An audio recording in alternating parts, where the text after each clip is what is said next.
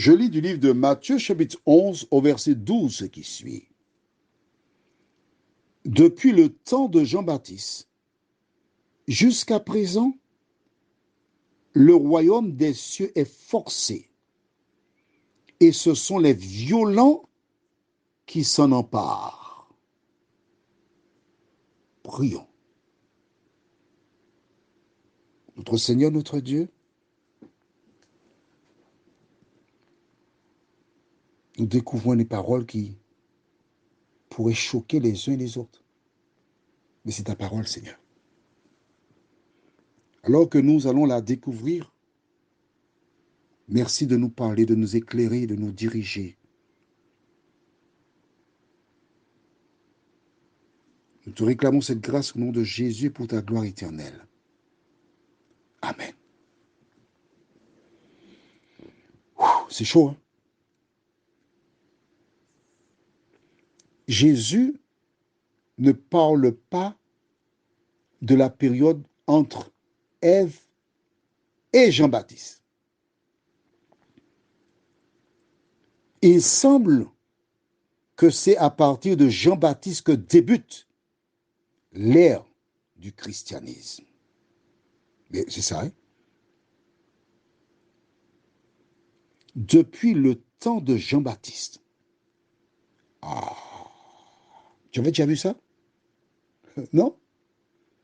Eh bien, tu comprends pourquoi il faut lire la Bible? Mais si.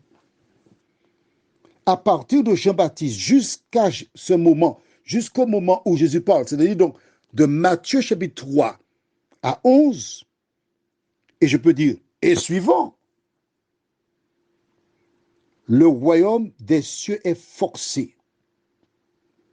Et ce sont les violents qui s'en emparent. De quoi s'agit-il?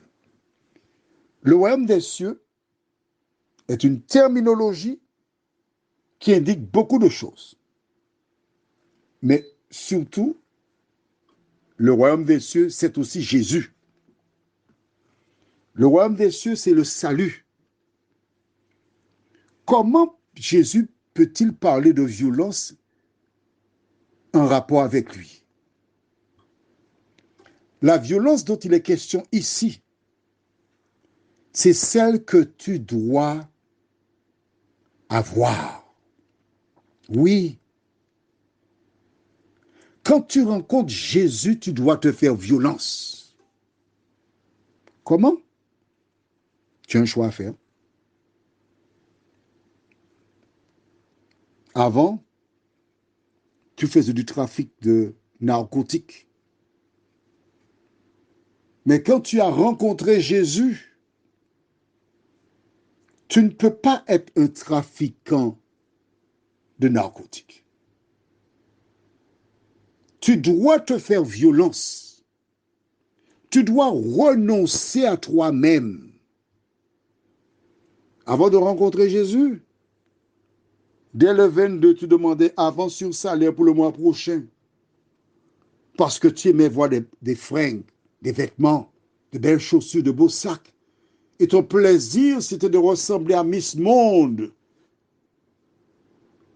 et éblouir les hommes qui croisaient ton chemin, ou encore faire naître chez les femmes qui te voyaient la jalousie. Mais lorsque tu rencontres Jésus, tu es consciente que ta tenue vestimentaire, ce n'est pas ça l'essentiel. Tu n'as plus besoin d'avance sur salaire. Tu dois te faire violence. Et tous, nous devons nous faire violence par rapport aux différentes choses qui accaparent notre temps, notre énergie et qui attirent nos regards. Prions. Seigneur, nous te bénissons pour le salut. Nous te bénissons pour la parole. Nous te louerons pour les Écritures, car à travers les WhatsApp, tes enfants qui ont acheté tout récemment la Bible, qui ne comprennent pas vraiment, ils sont à même d'apprendre à lire et à comprendre la parole. Seigneur, que le Saint-Esprit les aide à ne pas relâcher la lecture, mais à le faire régulièrement, Fais-nous du bien, nous t'en prions. Au nom de Jésus et pour ta gloire éternelle. Amen. Alors, fais-toi violence. Ne regarde pas un film ce soir. Prends ce temps pour lire la Bible et prier. Le film, c'est souvent des mensonges. La parole de Dieu, c'est la vérité.